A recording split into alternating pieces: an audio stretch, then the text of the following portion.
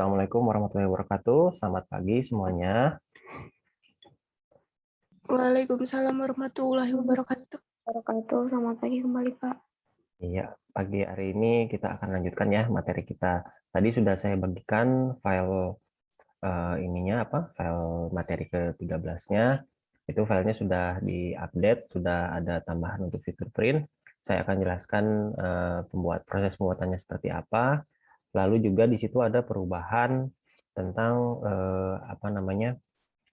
skrip-skrip yang sudah dibuat sebelumnya. Jadi kan ada skrip yang dibuat sebelumnya itu ada yang beberapa berbeda ya, ada yang berbeda tapi dia fungsinya sama gitu ya. Seperti kayak untuk menampilkan data kita ada yang masih misalnya untuk menampilkan satu data kita menggunakan for each gitu ya. Nah, itu saya seragamkan semuanya menggunakan row gitu. Tapi nanti saya jelaskan setelah fitur print ya. Oke. Ntar saya tampilkan dulu.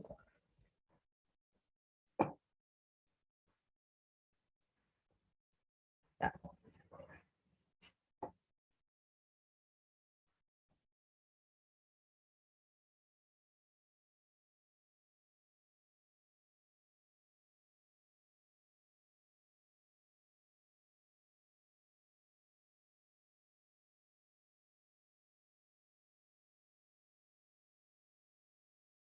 Ya, ini adalah aplikasi yang dibagikan. Terus di sini ada perubahan tentang ini ada penambahan tombol ya. Ada penambahan tombol di sini. Terus kalau untuk database itu tidak ada perubahan karena di sini kita hanya untuk mencetak saja, mencetak data-data yang ada di sini gitu ya. Nah, kalau ini fitur print ini diklik ya, dia akan ngebuka Windows baru, lalu akan mengeluarkan fitur print yang ada di browser. Nah, jadi sebetulnya fitur print ini bawaan dari browsernya. Mungkin untuk yang tampilannya menggunakan browser Chrome, itu mungkin agak sedikit beda ya. Chrome atau misalnya Mozilla itu agak sedikit beda. Kalau saya menggunakan yang Opera. Nah, di sini juga dengan fitur print ini kita sudah tinggal setting aja apa yang kita butuhkan. Misalnya kalau tampilkan datanya ini kita butuh landscape ya, layoutnya, nah kita bisa atur seperti ini. Jadi sebetulnya sudah lengkap ya. Sudah lengkap, hanya tinggal kita panggil aja. Nah, cara pemanggilannya ini sebetulnya dengan menggunakan JavaScript ya. Dengan menggunakan JavaScript. Nah, di sini untuk settingan papers, terus untuk margin dan scale-nya itu bisa kita atur di sini sebelum kita ngeprint. Nah, karena di sini komputer saya tidak terkoneksi dengan printer ya. Jadi di sini pilihan destination-nya hanya ada PDF gitu. Nah, jadi kalau misalnya di sini nanti ada yang terkoneksi dengan printer, maka di sini ada pilihan printernya ya di bagian destinasi. Nanti kalau sudah ada pilihan printernya, ini tombolnya berubah bukan save ya, tapi berubah menjadi print.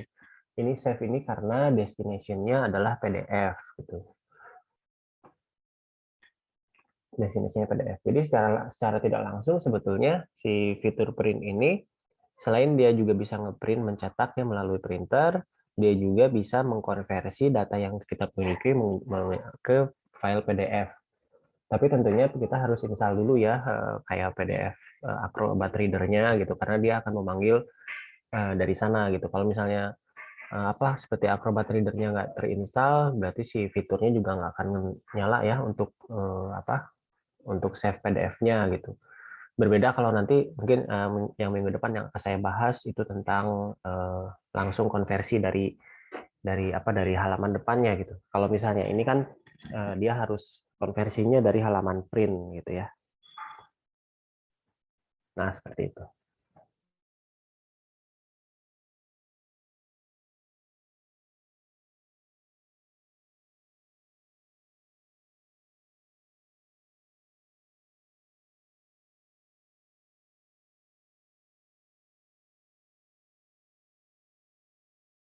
Nah, oke.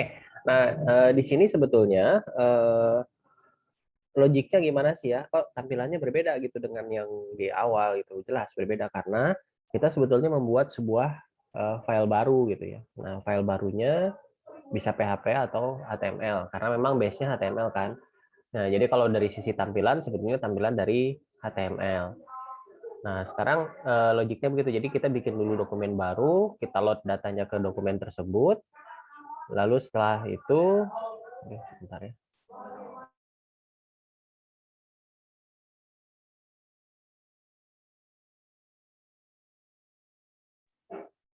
Maaf ya, tadi ada gangguan sedikit. Nah, file barunya itu kan berupa HTML. Nah, dari HTML ini langsung kita sisipkan perintah JavaScript untuk menampilkan view printer ini gitu ya, view print ini gitu. Nah, ini nanti saya jelaskan pakai scriptnya ya. Kalau sudah selesai. Nah, ini kan tampilannya sederhana ya, sederhana sekali. Walaupun tampilannya seperti ini di layar, tapi nanti setelah masuk fitur print ya dia akan menyesuaikan dengan si marginnya gitu. Adapun mungkin kalau pengen dikasih warna, dikasih logo, nah itu kita ya setting ininya file HTML-nya gitu ya, file HTML-nya yang kita modifikasi gitu. Dimodifikasi sedemikian rupa supaya tampilannya sesuai dengan keinginan kita ya. Seperti itu. Nah, kalau ini kan hanya tampilan dari si aplikasinya, sementara yang tadi itu adalah tampilan untuk print-nya ya. Oke. Sekarang coba kita lihat tampilan untuk aplikasinya ya. Maksudnya script ya. Script untuk aplikasinya, kita lihat di sini, application.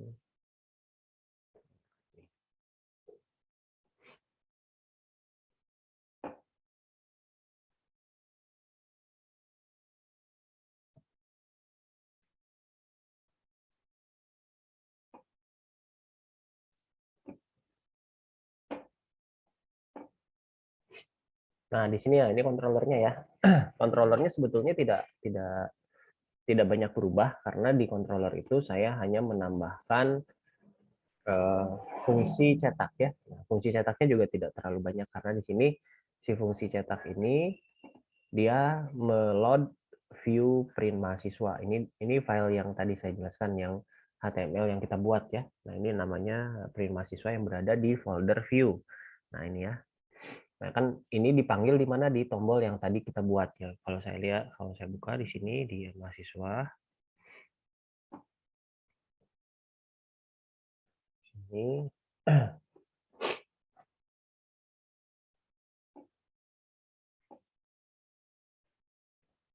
ini ada yang salah kemarin ada pengaturan untuk font ya.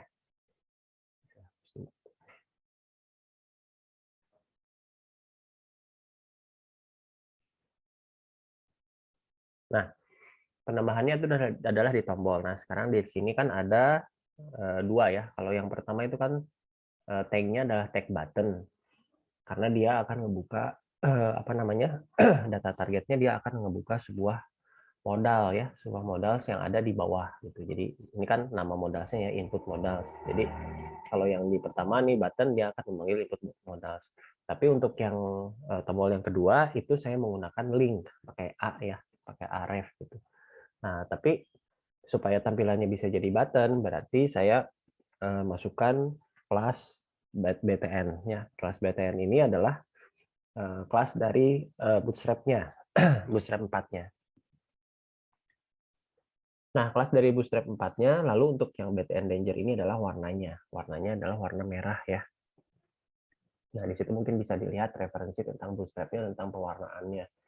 Nah, di sini ada kelas BTN dipanggil otomatis, walaupun tampilannya, kalau tampilan aslinya, kalau tanpa kelas ini, dia berupa link aja, terus ada tulisannya print gitu ya. Nah, terus karena kelasnya dipanggil kelas button, berarti si link itu berubah menjadi button. Nah, lalu si tujuannya kita taruh di href. Nah, tujuannya di sini kan admin cetak, artinya di controller admin ada function cetak. Nah, ini yang dipanggil ya, yang tadi saya tunjukkan sebelumnya. Di sini ada fungsi cetaknya. Terus setelah itu saya tambahkan juga tag i class di sini buat tampilan icon sebetulnya ya, untuk icon. Nah, FA print itu adalah ikonnya untuk gambarnya. Nanti bisa dilihat juga di referensi admin LTI ya, sebetulnya di situ untuk icon-icon. Nah, ini dua ini aja dengan menambahkan dua kelas ini, dua kelas button dan dua kelas satu kelas lagi adalah kelas icon, jadi tampilannya akan seperti button. Nah, lalu dipanggil yang ini ya, fungsinya ya. Nah, kalau bawahnya sih sebenarnya tidak ada perubahannya, tidak ada perubahan yang besar. Cuma nanti dibahas memang perubahan yang dari pertemuan 12 dan pertemuan 13 ya, nanti dibandingkan. Nah, sekarang dari sini kan kembali ke sini ya, dia memanggil kontak. Nah, di sini saya membuat sebuah data array yang indeksnya adalah mahasiswa. Nah, lalu karena si fungsi untuk menampilkan data secara keseluruhan itu sudah ada ya, sudah ada gitu. Jadi saya memanfaatkan fungsi yang sudah ada, yaitu fungsi tampil data yang ada di M mahasiswa. Jadi ini fungsi tampil data ini kan sebetulnya digunakan pada awal waktu di indeks ya. Nah, waktu indeks ini yang di atas, nah ini kan ya tampil data digunakan. Nah, karena sama kan ya, nah, untuk menampilkan data yang sama gitu, nah, saya tidak perlu membuat sebuah fungsi baru lagi di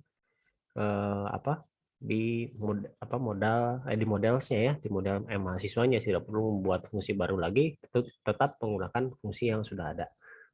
Nah, dari sini lalu di load ya, di load untuk ke print mahasiswa. Jadi si data yang sudah diambil dari si data mahasiswa diambil dari database, kemudian dikirim ke view print mahasiswa. Nah, ini adalah view print mahasiswanya ya.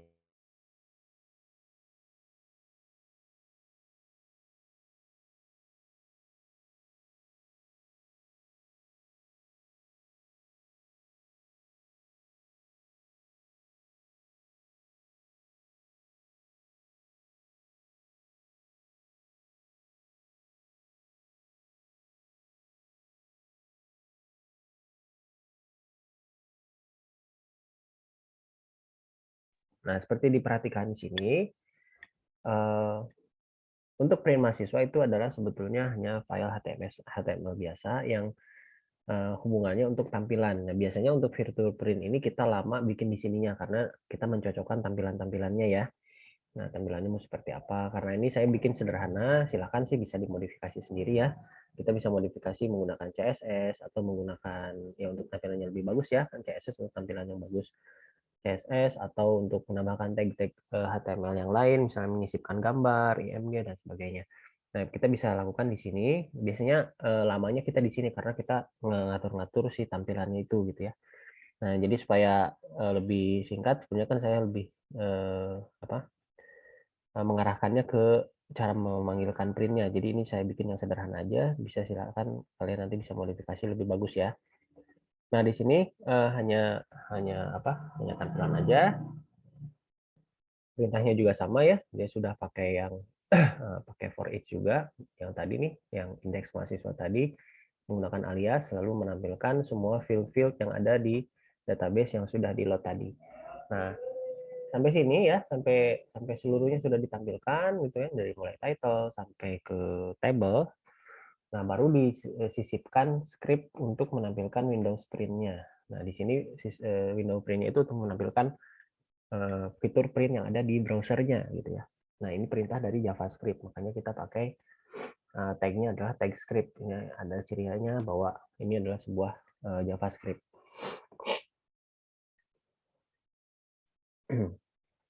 Nah, dari sini sebetulnya ketika sudah dipanggil ini secara di load gitu ya, setelah si file ini di load, dia akan nyampe ke sini, dia akan terus perintahnya akan terus memanggil si jendela Windows Print yang tadi gitu. Jadi kalaupun misalnya kita refresh lagi, dia akan tetap ngeluarin lagi gitu. Jadi kalau misalnya kita mau ngedit ya, ini misalnya ini kan H1 ini adalah ukuran huruf ya, ukuran hurufnya gitu. Nah, kalau misalnya mau kita rubah fontnya, mungkin kita bisa tambahkan di tag H1-nya adalah si tag seperti ini ya. Font family misalnya ya.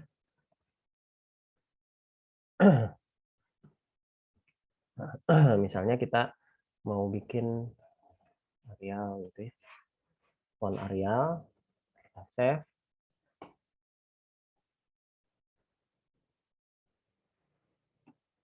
Kita coba lihat printnya.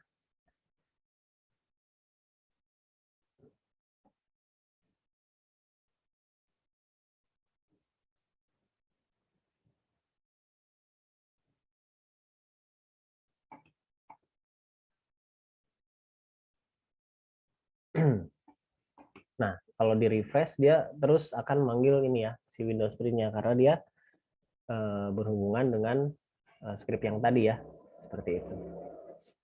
Oh ya, ini fontnya nggak jalan ya, berarti nggak kebaca sama dia. Bukan di sini. Bisa pakai CSS lah. Kalau misalnya nggak bisa pakai tag ini, bisa pakai CSS. Ini harus dinonaktifkan dulu print-nya. Saya kasih contoh aja sih untuk perubahan-perubahannya seperti itu. Maksudnya untuk editnya seperti itu gitu.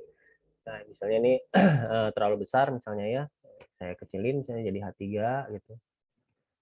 Nah, saya lalu di sini saya refresh.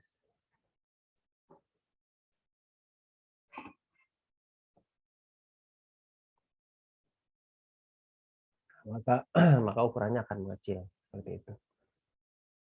Nah, jadi terus untuk editingnya kayak begitu gitu ya. Editingnya ketika dirubah, refresh lagi gitu, dirubah, refresh lagi. Nah, kecuali kalau kita nggak mau ketika ngedit kan bolak-balik ya ngebuka Windows Print ya, ini kita ini kan dulu aja apa? Jadikan komentar aja dulu gitu. Nah, jadikan komentar dulu. Nah, kalau udah ini udah sip gitu ya, baru kita print gitu ya. Nah, bisa seperti itu. Kalau di save gitu. Nanti begitu ditampilkan. Nah, dia hanya menampilkan ini aja HTML-nya. Nanti kalau sudah oke tampilannya, nah baru kita aktifkan lagi si script yang ini.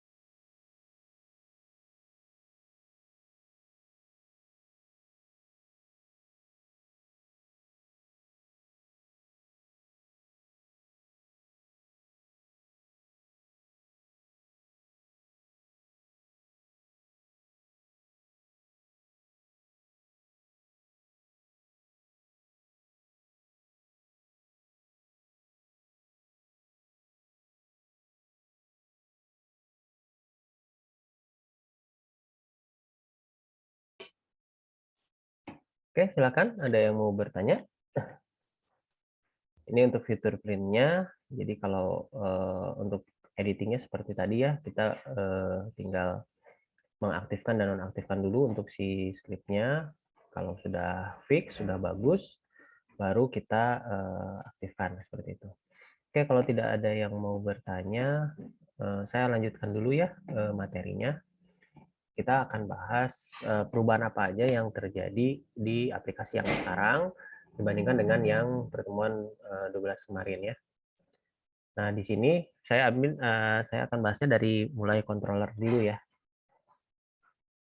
Dari mulai yang controllernya dulu ya. Nah, seperti ini di sini di controller index itu saya harus buka dua nih, harus buka dua supaya bisa terlihat jelas ya.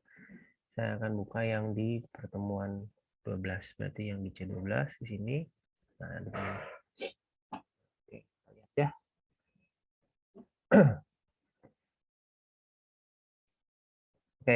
Ini yang sebelah sini adalah yang baru, yang ini yang lama ya. Nah, bedanya apa di mana gitu ya? Di sini ada perbedaan di indeksnya itu result-nya. Posisi result ini berada di mahasiswa untuk yang baru yang sekarang. Jadi result-nya tidak ada lagi di bagian controller. Alasannya kenapa? Saya akan rapihkan semua yang berhubungan dengan proses menampilkan data, cara menampilkan data, ya untuk nge-package ya, untuk nge-package data yang nantinya akan diteruskan lagi ya. Nah, itu saya taruh semuanya di model. Nah, saya taruh semuanya di model seperti itu.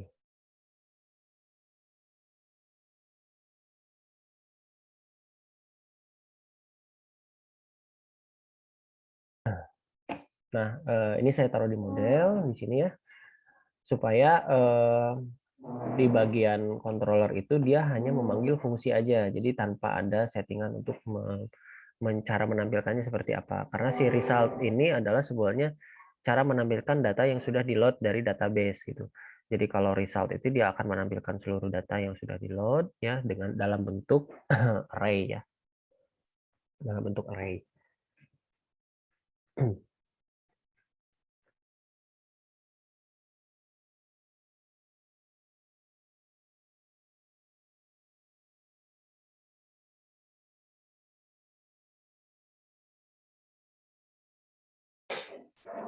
Ya. Nah, kalau dilihat di sini ya di mahasiswanya, nah resultnya pindahnya ke sini ya. Resultnya pindahnya ke sini.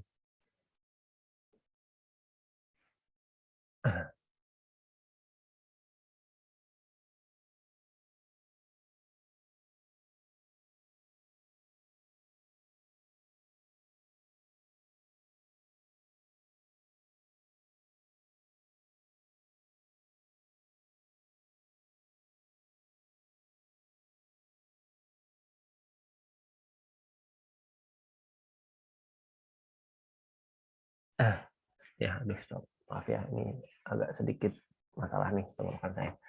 Nah, saya lanjut lagi ya. Nah, dengan perubahan posisi si resultnya berada di models ya, ini sebetulnya tidak ada pengaruh dari sisi tampilan. Pengaruhnya adalah ke si editingnya atau si programmernya. Jadi kalau dari sisi programmernya dia akan lebih mudah untuk menganalisa atau lebih lebih rapih ya. Jadi semua yang berhubungan dengan database dan cara menampilkannya ya, mau ditampilkan seluruhnya atau mau ditampilkan satu baris saja itu, terus atau mau ditampilkan dengan array atau dengan sistem kelas. Nah, itu adanya di sini di model semua. Karena kan result ini ada result array, ada result class ya. Kalau result aja itu dia yang ditampilkan dengan sistem kelas. Maksudnya sistem kelas itu bagaimana? Jadi sistem kelas itu yang pakai panah itu ya. Jadi nanti ditampilkannya menggunakan panah seperti ini.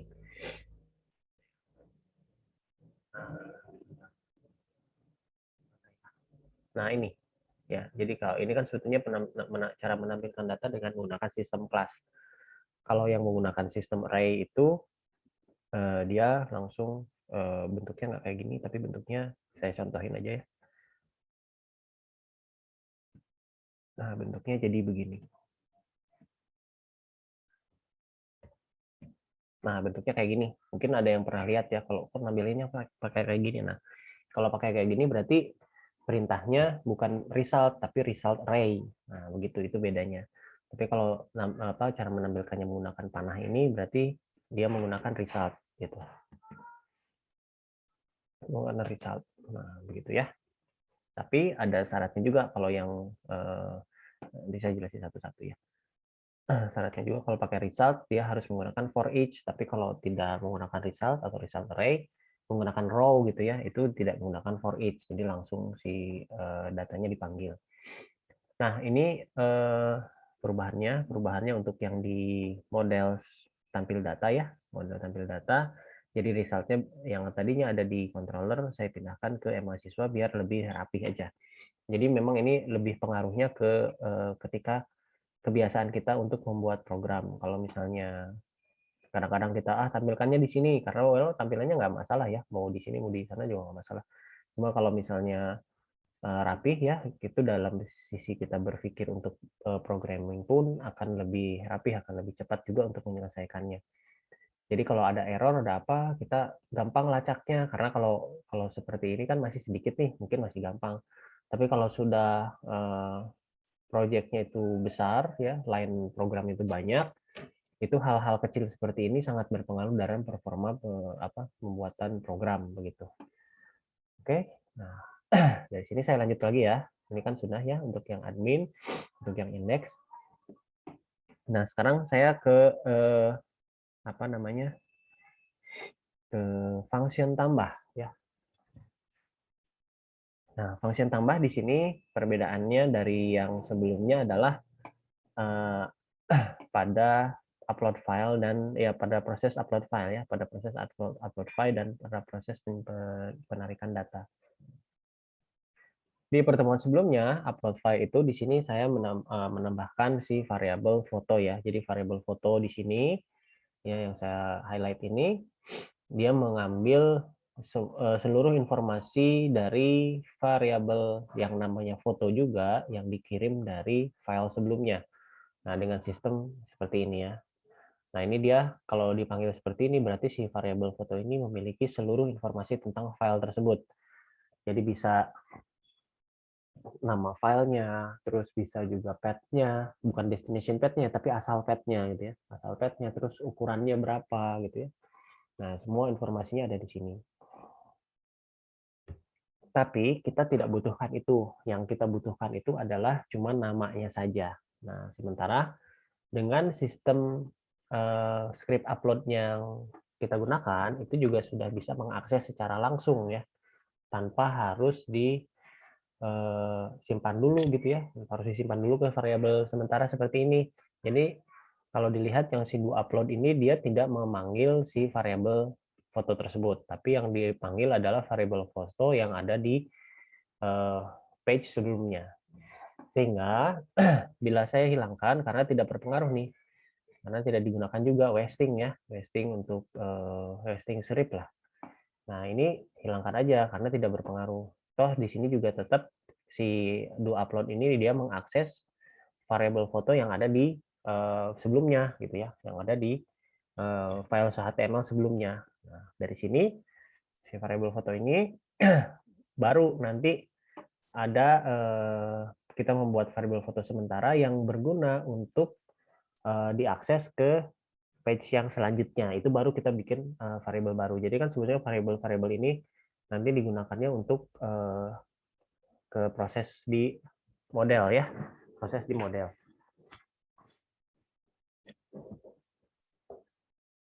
Nah, seperti itu ya.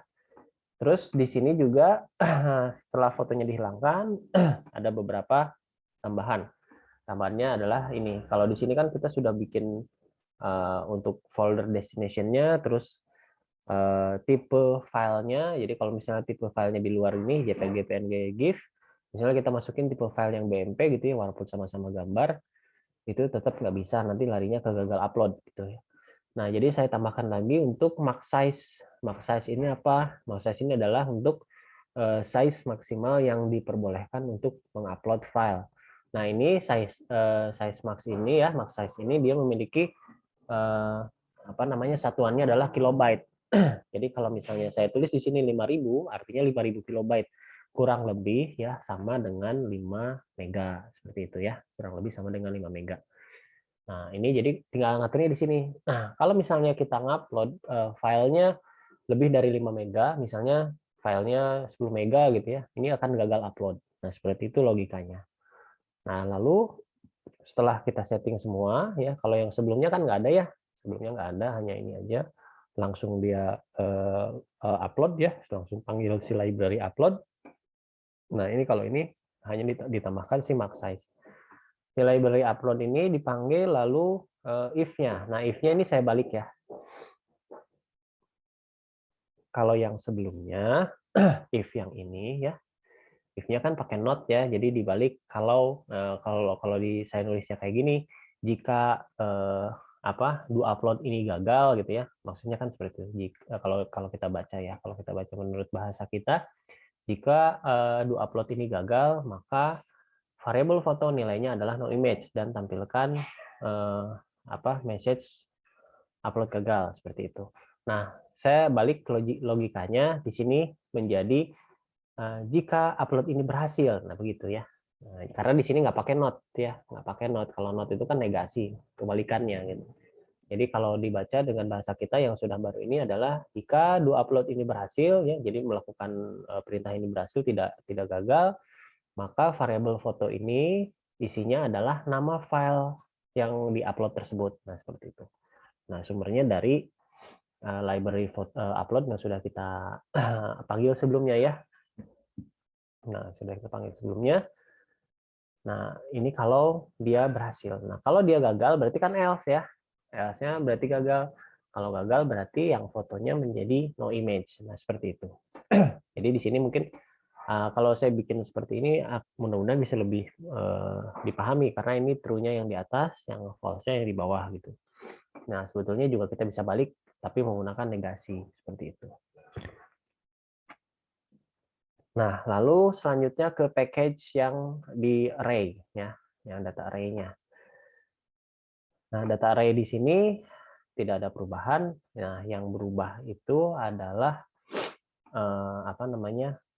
yang tadi ya, banyak yang tadi. Kalau misalnya di sini pas package data dan sampai dia mengirimkan data, ini juga tidak ada perubahan. Nah, itu untuk yang function tambah seperti itu. Oke, sampai sini ada yang mau bertanya dulu silahkan. Soalnya masih agak panjang ini untuk beberapa perubahan yang terjadi. Silakan, ada yang mau bertanya?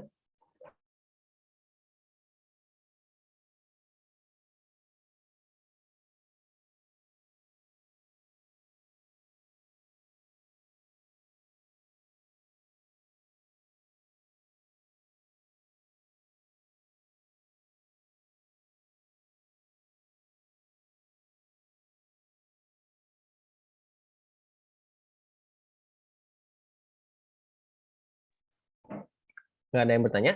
Apa cukup jelas? Cukup, Pak. Ya, oke. Kalau cukup jelas, saya lanjutkan lagi ya. Nah, saya lanjutkan ke function untuk dari sini kan setelah tambah itu ada function hapus ya. Nah, ini agak panjang nih penjelasannya karena beberapa ada yang dirubah nih. Nah, untuk function hapus ini yang pertama adalah awalnya ya. Awalnya ini kan dia akan ngeseleksi dulu ya. Dia akan ngeseleksi dulu apakah data fotonya itu yang mau dihapus ya, data fotonya itu tidak sama dengan no image. Kalau dia no image berarti akan dihapus kalau misalnya filenya itu bukan, makanya di sini ada negasi. Ya, jadi jika file yang akan dihapus itu adalah namanya bukan no image.jpg, maka ini dilakukan penghapusan data. Nah, kalau ini nggak bisa dibalik, karena kenapa nggak bisa dibalik? Jadi misalnya, jika ini adalah sama dengan no image, maka tidak dihapus. Karena tidak dihapus itu kan tidak melakukan apa-apa gitu ya, tidak melakukan perintah apapun gitu. Sehingga cocoknya itu ditaruhnya untuk di else. Nah, karena else itu kan optional gitu ya, bisa diisi bisa enggak. Nah, jadi perintahnya tetap dibalik jadi negasi ya, jadi pakai not gitu. Nah, jadi kalau misalnya mau diterjemahkan, ya seperti itu. Jika foto ini bukan no image, maka hapus datanya. Nah, ini untuk penghapusan data. Nah, lalu di sini ada juga perubahannya adalah begini. Ini kan sebelumnya, ya di script yang sebelumnya, saya membuat sebuah variabel where, ya, yang disetting bahwa where itu adalah berupa tipe data array. Ya, tipe data array dengan index ID, yang isinya juga dari variabel ID. Nah, seperti itu. Nah, ini sebetulnya untuk settingan, harusnya ya settingan ini berada di models ya, berada di models. Jadi tidak berada di sini. Ini juga saya pindahkan. Nah, sehingga ada perubahan yang terjadi, ininya dihapus lalu dipindahkan di models, tapi yang hapus datanya, otomatis kan ya, ini kan yang berhubungan dengan penghapusan data nih. Function hapus data, parameter where-nya berubah menjadi parameter ID. Jadi artinya yang dikirimkan itu hanya ID saja. Ya kan di sini kita sudah mencatat ya dari awal nih, sudah mencatat ID-nya apa. Nah, kita gunakan si ID tersebut dikirim lagi ke apa namanya? Function hapus data di M mahasiswa. Nah, sekarang kita lihat function hapus datanya seperti apa ya. Di M mahasiswa. Nah, function hapus datanya seperti ini ya. Yang tadinya di sini harusnya where berubah menjadi ID. Nah, terus yang where-nya itu kan settingannya di sini. Lalu, nah settingannya saya nggak pakai yang array lagi yang kayak tadi gitu. Jadi bukan dipindahkan langsung, tapi sedikit juga dimodifikasi.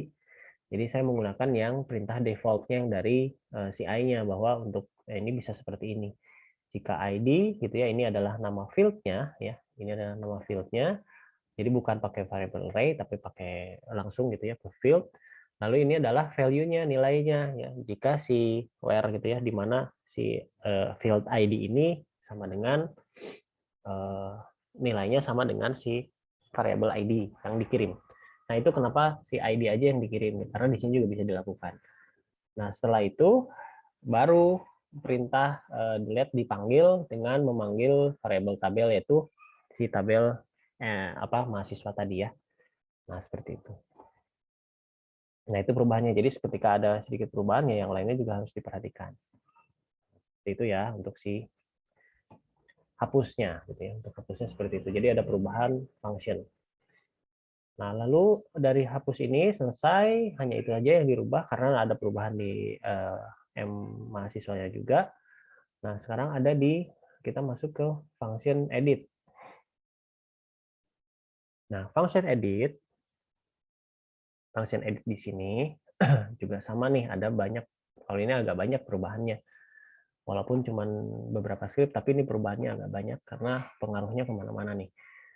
Yang pertama adalah untuk where-nya ya, sama seperti yang tadi function hapus, where-nya ini berubah, saya hapus ya, dihilangkan, berarti yang tadinya di sini ada where, terus si function edit data ini ada where-nya, itu berubah ya, berubah menjadi ID saja, jadi ID saja. Tapi di sini saya juga rubah namanya, yang tadinya namanya edit data menjadi get data. Kenapa saya rubah? Karena berhubungan dengan nama fungsi. Jadi nama fungsi itu harus mewakili apa yang yang dilakukan oleh fungsi tersebut gitu ya. Kalau misalnya saya rasa nih kalau misalnya edit data ini nggak nyambung dengan fungsi yang dilakukan. Kalau fungsinya kan sebetulnya untuk mengambil data aja ya, mengambil data dan untuk lalu nanti ditampilkan data yang mau dieditnya gitu ya. Nah, jadi kalau untuk mengambil data ya cocoknya namanya ya get data aja, bukan edit data. Kalau edit data kan berarti kita langsung editing datanya.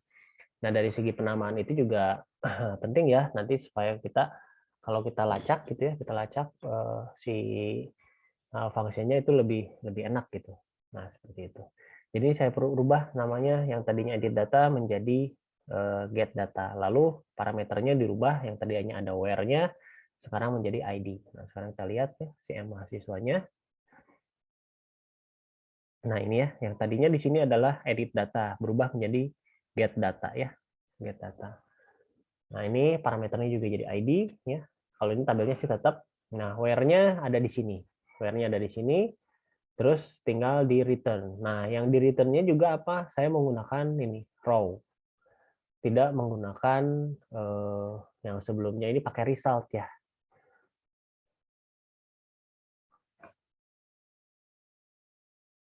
Yang sebelumnya ini pakai result nggak salah. Nah, ini ya, tuh lihat. Sebelumnya ini pakai result nih. Nah, ini saya ganti menggunakan row saja. Alasannya kenapa? Karena saya hanya membutuhkan satu row saja, tidak membutuhkan banyak gitu ya. Walaupun perintahnya kayak kemarin, misalnya dibikin where seperti ini dengan menggunakan result, nah ya memang tampilnya cuma satu row gitu. Nah cuman nanti pengaruhnya di sini di editnya ya, di view editnya. Nah kalau di view editnya yang menggunakan result ya, atau yang menggunakan result array, dua tipe itu, dia harus menggunakan for each. Ya, harus menggunakan looping for each. Jadi ada penambahan script ya, seperti itu, ada penambahan line script lah for each-nya. Tapi kalau menggunakan row, karena sudah pasti satu, kita nggak harus panggil for each, jadi langsung aja panggil si variabel yang dikirimnya gitu ya. Nah, ini kan pengaruh juga nih, karena kalau menggunakan for each, itu kan kita menggunakan alias ya, seperti yang kemarin nih, mahasiswa, ya for each, mahasiswa, S mahasiswa. Nah, berarti kan kita bikin aliasnya M mahasiswa ya, jadi apa, maksudnya aliasnya seperti ini. Nah, supaya tidak terlalu banyak perubahan di sini, ya berarti ketika si controller itu mengirim data, itu kita ganti aja namanya. Ini tadinya ini adalah mahasiswa. Nih, coba lihat. Perhatikan ya. Nah ini ya, ini asalnya kan indeksnya mahasiswa gitu. Karena di file editnya itu nanti akan menggunakan for each. Nah kalau misalnya tidak menggunakan for each atau menggunakan langsung aja karena kita menggunakan row, jadi kita langsung aja sih namanya diganti dengan MHS aja gitu ya. Nah, itu lebih simpel sih, lebih simpel dari sisi programmingnya. Gitu. Karena ini berhubungan dengan cara proses penampilan datanya seperti itu. Nah, jadi kalau saya ini udah ngirim ke sini, ya editnya udah tinggal kita hapus aja yang si for each-nya, lalu ke bawahnya tidak ada perubahan karena ini sama aja seperti itu. Nah, oke ya. Nah, walaupun dengan perubahannya seperti ini ya tampilannya sama aja, tapi dari sisi programming, si programmernya ya, nah itu akan lebih mudah untuk melacak kesalahan atau error-error program gitu. Nah, itu untuk yang script editnya ya. Nanti kan jadi ada beberapa file, ada 3 file yang diedit sekaligus untuk si fungsi edit itu sendiri seperti itu. Nah, selanjutnya kan setelah si edit itu ditampilkan, nah dia akan memanggil si function update ya. Nah, di sini ya, di multi-platform ini dia akan memanggil function update. Nah, si function update ini juga sebetulnya tidak terlalu banyak kalau update ini. Justru banyaknya yang diedit ya. Nah, function update ini perubahannya dia kurang lebih sama dengan yang function tambah data ya. Nah, tambah data itu karena berhubungan dengan variabel apa yang mau diedit dan ada yang file yang harus dihapus apabila perubahan file uploadnya. Nah, seperti itu. Jadi yang pertama seperti ini, sama seperti yang tadi saya jelaskan, ini yang nggak ada ya variabelnya, lalu ada penambahan max size ya. Nah, di sini juga dihilangkan ya. Nah, maksudnya yang ini asalnya nggak ada, jadi ada nambah max size. Dan si logiknya juga dibalikin ya. Logiknya dibalikin, yang true-nya duluan ya, jika ini berhasil gitu ya, lalu dirubah si filenya. Kalau misalnya dia gagal berarti menggunakan image JPG seperti itu. Nah, terus untuk kan karena di update ini ada dua fungsi ya. Fungsinya dia akan mengedit data, terus dia menghapus juga ya. Kalau dia ngupload terus ngapus. Nah, untuk hapusnya juga sama, tidak ada perubahan ya. Kalau hapusnya tidak ada perubahan, sama juga yang perubahan dari yang diupload ya. Nah, di sini juga selanjutnya ke package datanya. Nah, ke package datanya sebelumnya yang diupdate ini kita masih menggunakan ini, yang variable where ya. Nah, variable where ini dihilangkan, hapus ya. Saya hilangkan. Nah, otomatis yang function update data yang tadinya parameternya where ya, parameternya where ini berubah menjadi parameter ID saja karena si where-nya itu nanti disetting di sini di M mahasiswanya. Nah, di sini yang update data ya, yang tadinya di sini harusnya where, jadi berubah menjadi ID. Nah, karena where-nya di sini nih, where-nya di sini. Nah, seperti itu ya. Nah, ini untuk update datanya. Perubahan. Nah, sekarang untuk yang detail. Nah, kalau untuk yang detail sebetulnya sudah betul ya, tidak dia sistem row ya, masih sistem row. Makanya sebetulnya ini menyamakan semua yang ada proses sistemnya. Jadi sebetulnya kalau yang detailnya sudah betul, dia sistem row-nya ada di M mahasiswa, lalu itu nanti ditampilkan di di view detail MHS. Nah, seperti itu. Nah, ini kalau untuk yang ini sudah tidak ada perubahan, untuk yang function dosen ini juga sudah ada, lalu ini penambahannya yang cetak. Nah, oke, nah itu seperti itu ya, perubahan-perubahan yang terjadi di aplikasi sekarang. Nah, tujuannya adalah untuk menyeragamkan si fungsi-fungsi yang digunakan, walaupun fungsi-fungsi yang sebelumnya itu yang saya berikan itu adalah variasi programming. Ada yang fungsinya sebetulnya sama aja, Jadi itu hubungannya ke gaya programming si programmernya ya, programmernya mau seperti apa programmingnya, dan untuk memudahkan si programmernya dalam hal editing file apabila si filenya itu ada kesalahan atau error. Jadi ngelacaknya gampang. Kan logiknya gini, kalau misalnya ini pakai result atau row.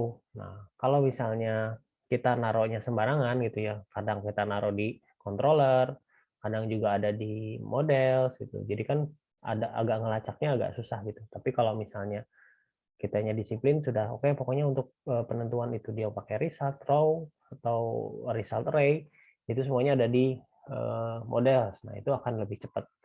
Karena kalau untuk project yang skripnya sudah banyak, ini kan masih terbilang sederhana sekali ya. Ini nggak terlalu masalah ya untuk hal-hal detail seperti itu. Tapi kalau udah skripnya ratusan line, nah itu sangat berpengaruh ya, sangat berpengaruh karena jadi numpuk nih, jadi bingung ini adanya di mana gitu. Jadi akan memakan waktu untuk mencari skrip itu tersebut, skripnya si row atau result itu adanya di mana gitu. Padahal hanya hal sepele, mungkin terlihatnya sepele ya. Cuman akan berpengaruh apabila filenya sudah besar gitu. Nanti kalian bisa rasain sendiri kalau misalnya menangani sebuah project yang besar seperti itu. Oke, sampai sini sebetulnya materinya sudah selesai, kita diskusi aja. Silahkan yang mau bertanya mengenai program atau mengenai progres project yang sedang dilakukan, saya persilahkan. Silahkan yang mau bertanya, silahkan.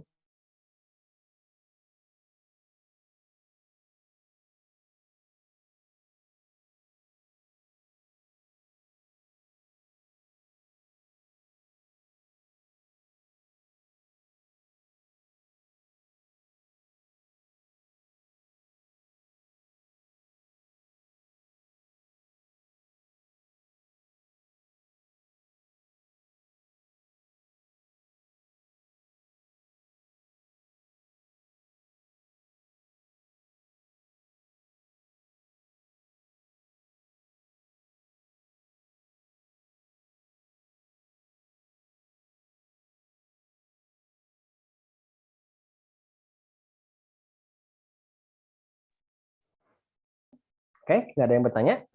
Apa cukup jelas materinya?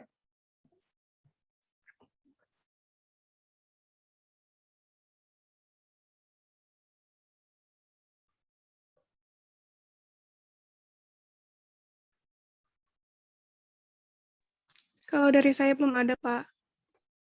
Oke. Mudah-mudahan jelas ya materinya ya. Kalau untuk proyeknya bagaimana? Ada kendala nggak? Kita belum masuk ke file ini ya, maksudnya belum ke sistem login. Nanti sistem login ada di pertemuan ke-15. Minggu depan, pertemuan 14, kita akan bahas tentang fitur export data ya. Export data dari file yang ada, itu tabel yang ada kita ekspor ke PDF langsung. Kalau tadi kan kita harus ke fitur print dulu ya. Jadi nanti bisa kita langsung ke PDF atau bisa ke file Excel ya. Bisa ke file Excel atau file CFC gitu ya. CFS untuk Excel-nya.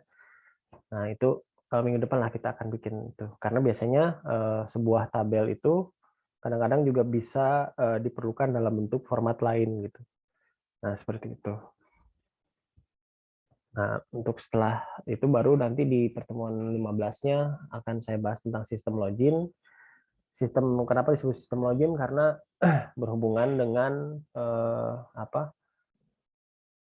cara kita mengatur akun user gitu. Kalau usernya lebih dari satu, kita memerlukan sebuah sistem login.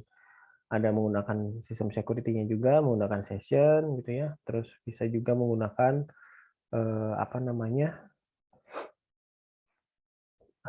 Beberapa tampilan dari dashboard ya. Jadi kalau misalnya untuk yang sekarang kita pelajari ini masih tampilan dashboard untuk admin. Jadi kalau admin itu dia mengakses seluruh data ya. Jadi si admin itu disebut sebagai super user lah ya. Di sini admin ini disebut sebagai super user. Nah, ini super user karena dia bisa mengakses data mahasiswa, data dosen, dan mata kuliah. Nah, nanti kalau sudah masuk ke sistem login, nah, ini akan dipisah nih. Jadi kalau misalnya yang loginnya dia adalah statusnya mahasiswa, nah berarti dia harus yang tampil itu hanya data mahasiswa aja. Jadi dia bisa edit data mahasiswanya. Kecuali tapi ada beberapa yang tidak bisa diedit karena itu berhubungan dengan data yang vital, seperti data vitalnya apa, seperti NIM gitu ya. Nah, NIM ini tidak boleh diedit oleh si mahasiswa. Nah, terus kayak nama, kalau nama mahasiswa itu juga tidak boleh diedit oleh mahasiswa secara langsung, tapi harus melalui admin gitu ya. Jadi ada mekanisme validasi oleh admin itu kalau misalnya ingin diganti nama gitu kan, namanya misalnya ada salah ketik, nah itu sih nggak masalah ya. Tapi kalau ganti nama seluruhnya kan berarti harus ada dokumen yang menyertainya. Itu kalau realnya seperti itu. Jadi ada beberapa. Begitu juga yang dosen ya, kalau misalnya yang loginnya seorang dosen ya berarti dia hanya bisa mengakses fitur dosen itu sendiri gitu ya. Nah, kalau di sistem informasi akademik yang sekarang yang kita miliki, saya kasih contoh yang sistem informasi akademik yang di Wastu ya. Itu kan ada login dosen, login mahasiswa, sama login admin. Nah, sama sebenarnya role-nya seperti itu. Jadi kalau admin dia berfungsi untuk mengatur seluruhnya. Tapi kalau untuk yang dosen, dia bisa mengakses data absensi ya, absensi mahasiswa yang berhubungan dengan mata kuliah ya. Nah, terus dia bisa mengakses fitur untuk tugas ya, untuk tugas, upload nilai. Nah, seperti itu untuk dosen.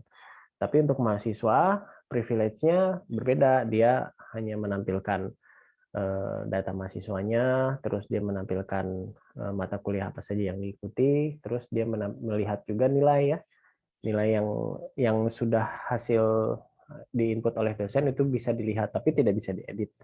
Nah, itulah seperti itu role yang disebut sebagai sistem login. Ya, sistem login itu secara keseluruhan. Nanti kita akan bahas sedikit proses pembuatannya seperti apa di CI di pertemuan 15 ya. Oke. Baik, sampai sini ada yang mau bertanya nggak? Kalau nggak ada, sebetulnya materi kita udah selesai ya. Untuk hari ini kita udah selesai materinya. Sebenarnya masuknya ke diskusi. Tapi kalau nggak ada yang mau bertanya ya terpaksa saya tutup aja gitu karena saya harap ini sudah pada paham ya. Mudah-mudahan paham.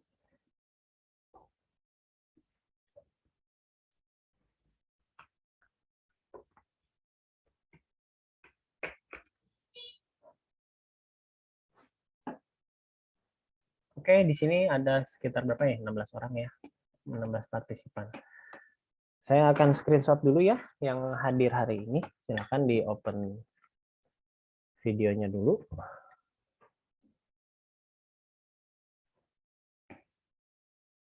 Saya screenshot dulu yang hadir hari ini untuk berita acara perkuliahan hari ini ya.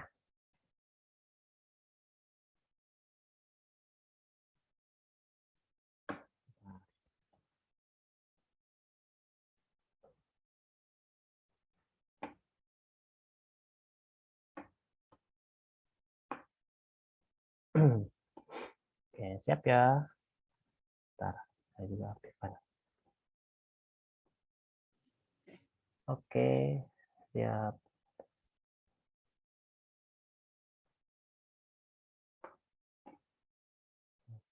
Belum ya. Oke. Baik, 1, 2, bentar. Oke, clear ya. Siap. 1, 2, 3.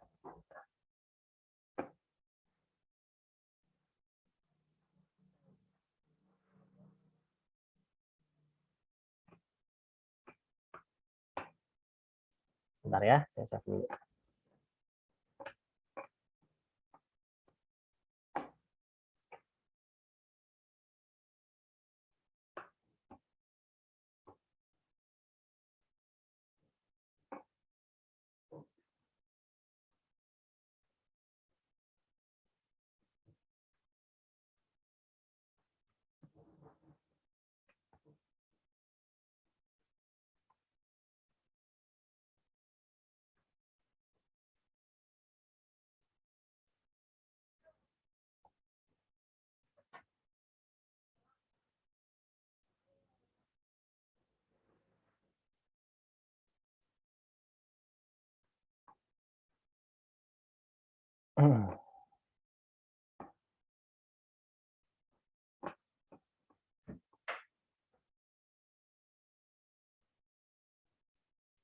Ya, oke, cukup ya.